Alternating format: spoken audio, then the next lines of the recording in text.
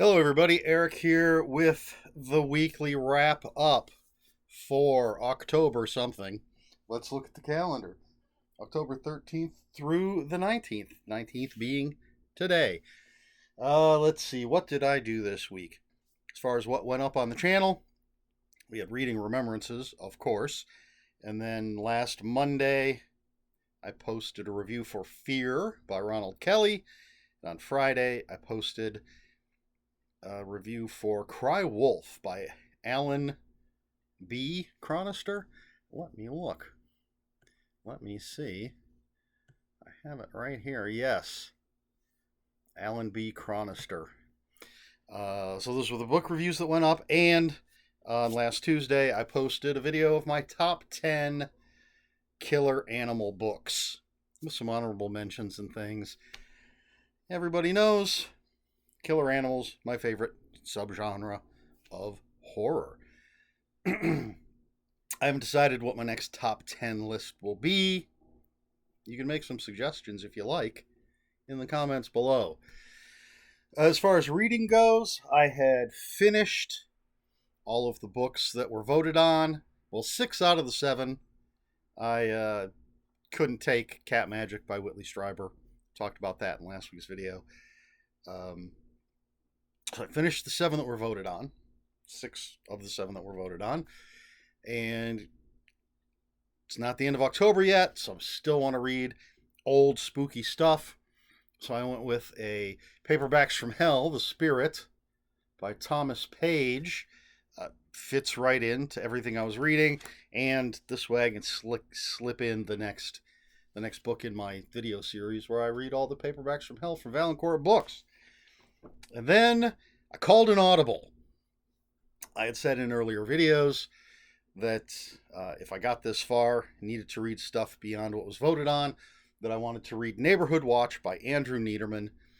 But I took that off the shelf, saw it was published in the year 2000. And despite the one outlier with Simon Clarke's Vampiric, which I feel like was 2005 or 2007 is when that came out, I wanted to keep everything else 80s and 90s. So instead of Neighborhood Watch by Andrew Niederman, I just happened to find an Andrew Niederman book when I was at Cinema Wasteland. I decided to read Pin, 1981. It's got a great die-cut cover, but I'm not going to show right now. It's a great cover on its own, but I'm not going to show you the die cut. You're going to have to watch the review to see what it looks like inside. So I read that, and then I called another audible. Excuse me. Because I had said also that I was going to read Silent Moon by William Relling Jr., and despite doing a quick Google search and not finding anything that said it was a sequel to an earlier book, as soon as I opened it up, there's an author's note that says it's a sequel to New Moon, the book I am currently reading. Couldn't read the sequel before reading the first book, so this is what you see, my little bookmark right in there. This is what I'm currently reading. New Moon by William Relling Jr. And then, not sure what I'm going to do when I finish that. We're not going to be at the end of October yet. But the reviews for these books definitely going to make it to the end of October. So I may, at that point, just start jumping on some random stuff. I'm not going to read Silent Moon immediately after reading New Moon. So we'll see. I can't say. I can't look into the future. So, other things this week. Didn't really watch anything except Agatha All Along, the latest episode of that, which I really enjoyed. There's a movie on Netflix that I want to watch. There's a couple, actually. There's the one directed by and starring Anna Kendrick that's based on the true story of the serial killer that was on The Dating Game. I'd like to see that. I don't remember the name of it. And then Judith Sonnet, wonderful person, wonderful author, recommended a revenge flick called The Shadow Strays, I believe it's what it's called, The Shadow Strays. And she said it's gorier than most horror films she's seen. And as I said, it's a action revenge flick. So I'd like to check that out. Both of those are on Netflix, I believe.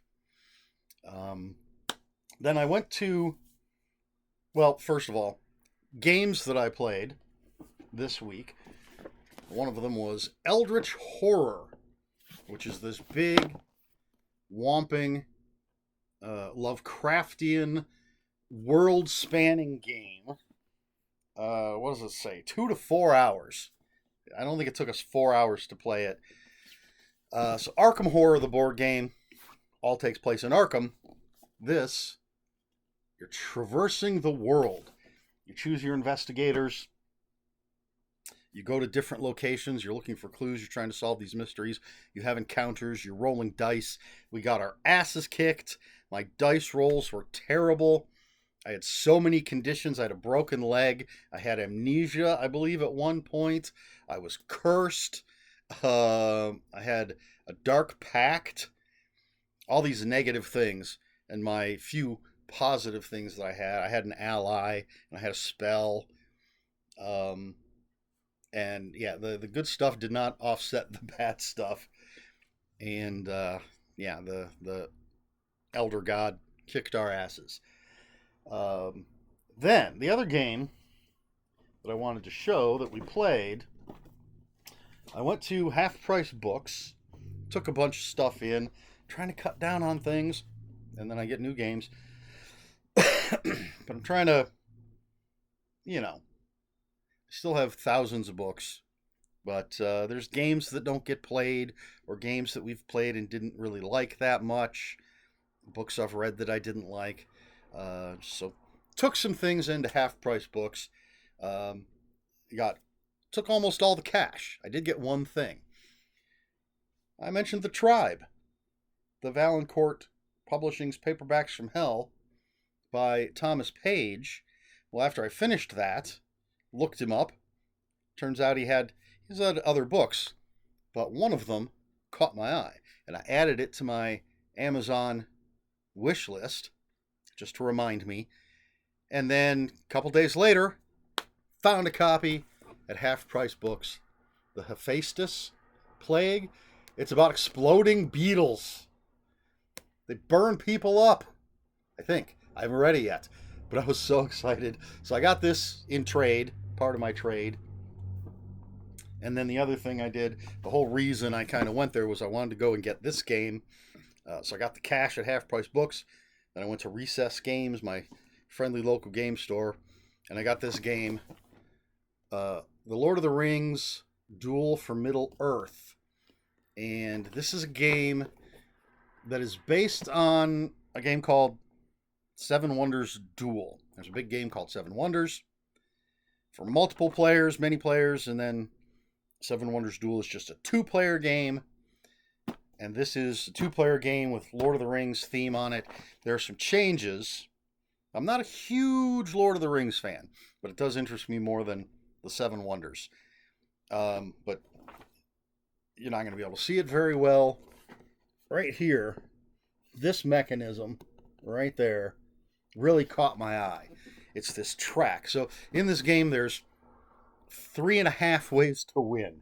There's 3 immediate win conditions. You have this board here, which represents Middle-earth, and there's 7 sections. And if at any time during the game you have presence in all 7 sections, you automatically win. And then these cards, you're getting these cards, and these green cards represent the races of Middle-earth. And there's 6 different races. So if at any time during the game you get 6 different race cards, you automatically win. But then, to me, the coolest one is this little track right there. And it's just 2 pieces of cardboard, puzzle snapped together. And then this clear plastic piece that goes on top of it is going to slide along it. And at the end of that clear plastic piece is Frodo and Sam. And then there's another clear plastic piece that has a Nazgul on it, Nazgul, that goes on the other clear plastic piece. And so you get certain cards and you move this track. If you're the Fellowship player, you move this track along this cardboard piece, and you want to get Sam and Frodo to Mount Doom. And if you do that, you automatically win. But the Sauron player, when they play those same cards, they move the Nazgul, or Nazgul, not sure how to pronounce it, they move that along their own little track, and if they reach Frodo and Sam, automatically win. Now the halfway to win, if you finish all 3 rounds of the game and there's no automatic winner, then whoever has the most presents on the kingdom board is the winner. We've only played this once because I just got it. It was incredibly tense. I was trying to focus on, finding my own way to win, but I had to keep taking turns that didn't benefit me so much as was just defensive, because my opponent was dominating in the kingdom. They'd be up to 6 out of those 7, and I'd have to do something to counteract, keep them from getting that 7th one and getting that automatic win. But I got incredibly lucky. 1, because of the card layout, and 2, because there are some tokens that you can get which give you benefits. And I just happened to take, and you have a choice. You'll either see 2 tokens or 3 tokens, depending on what triggers to let you see them. And you get to choose the one that you want.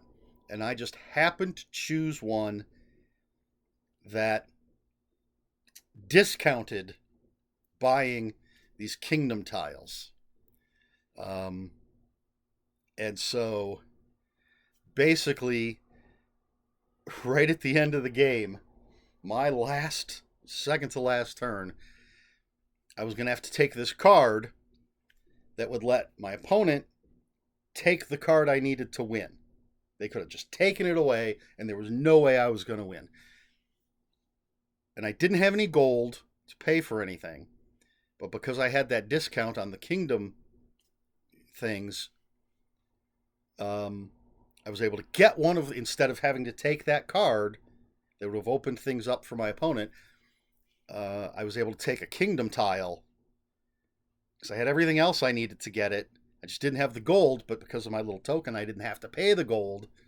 So I took that kingdom tile, forced my opponent to take the card on the table, which opened up the card I needed to win the game, the Nazgul, caught up with Sam and Frodo. But it was the second to last play of the game. If I hadn't won on that card, my opponent would have gotten the last play, and they would have won because they had the most presence on the kingdom board. It was incredibly tense after that first round. First round, you're sort of building things up, but a lot of fun. Really, really a lot of fun. So yeah, there was that. Played those games, reading, watching YouTube videos.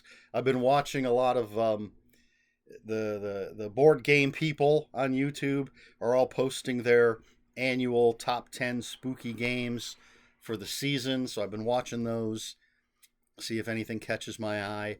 I did spend all of my food money ordering a game that should arrive tomorrow. I just went insane and splurged. I've been very, very good about actually spending money. I've been taking things to Half Price Books and getting money from them to do things like buy The Lord of the Rings Duel for Middle-earth. But my actual, cash in hand, money in the bank, I've been good because I haven't been working. But I broke down and splurged on a game that isn't here yet. It's arriving tomorrow, but that'll have to be on next week's video, because this is the weekly wrap-up for this past week, not next week.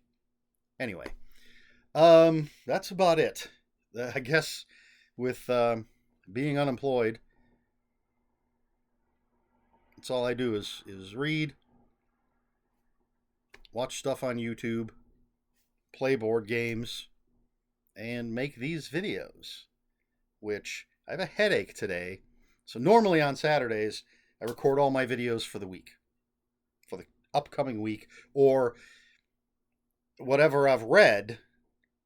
I record the reviews for those, and which not necessarily the upcoming week, but weeks after that. But because I have a headache, I'm only recording this video tonight because it's got to go up tomorrow.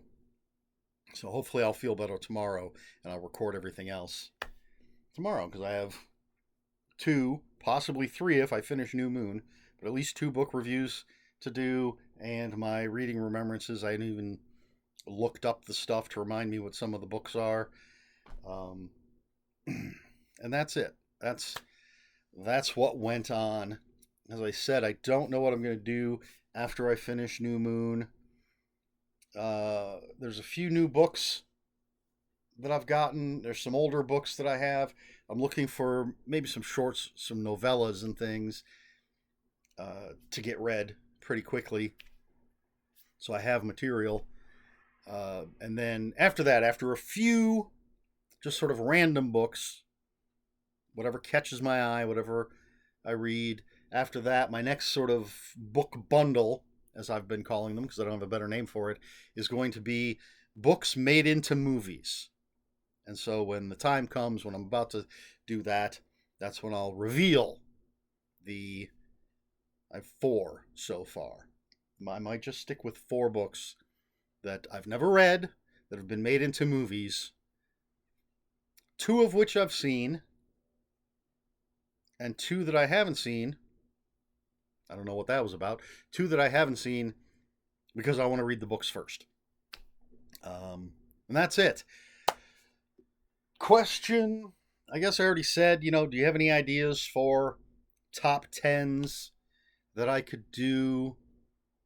Eventually I'm going to do top 10 mid-budget horror movies, or maybe top 10. I was thinking about doing top 10 Empire/Full Moon movies. I could do top 10 horror comic books. Maybe top 10.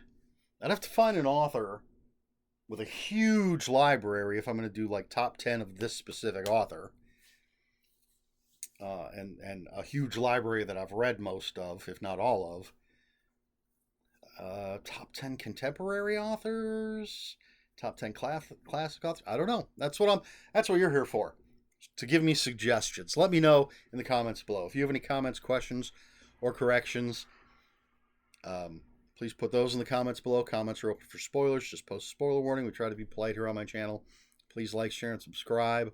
All the usual YouTube stuff. If you'd like to follow me on other social media, I'm still on Twitter. I'm this close to getting rid of it, but there's still just a few people where that's my connection to them, is on Twitter.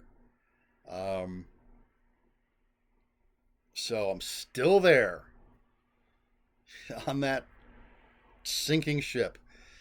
So Twitter, it's at Ronan5757. On Instagram, where I post pictures of books, comic books, board games, fuzzy animals, it's Eric Smith 5757. That's Eric with a K, ERIKSMITH 5757. And on Bluesky, where I'm going to have to start posting more. If I'm getting rid of Twitter, I'm going to have to start using Bluesky more. And that's at EL Smith. And that's all I have for you this week. So until next week, read more books.